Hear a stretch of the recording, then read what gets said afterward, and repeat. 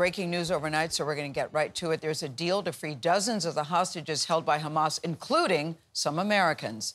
Israel and Hamas have agreed to exchange Palestinian prisoners for hostages and a pause in the fighting in Gaza. Now, it's not yet clear when these exchanges will begin. So we are covering all the angles this morning.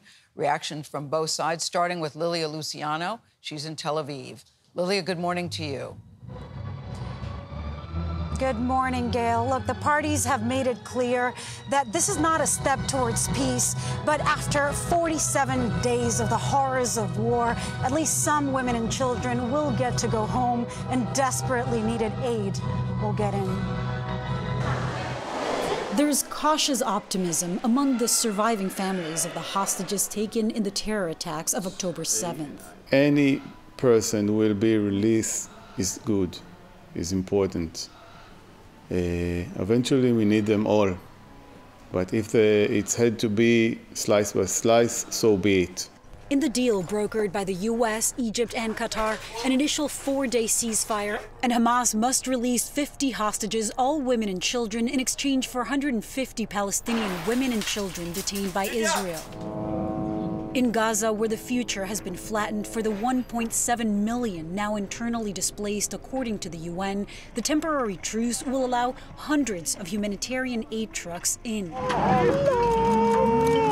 But the ceasefire has not yet begun. Just yesterday, some 50 people, an overwhelming majority of them children, were killed in this building in southern Gaza.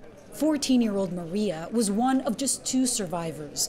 And the initial 50 Israeli hostages to be released will not include adult men, like Lear and Noam Perry's 80-year-old father, Chaim, taken from the Nir Oz kibbutz.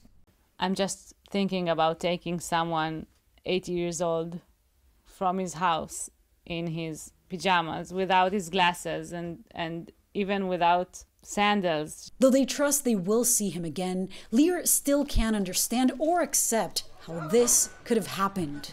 Who do you blame? The only one I can blame, my government.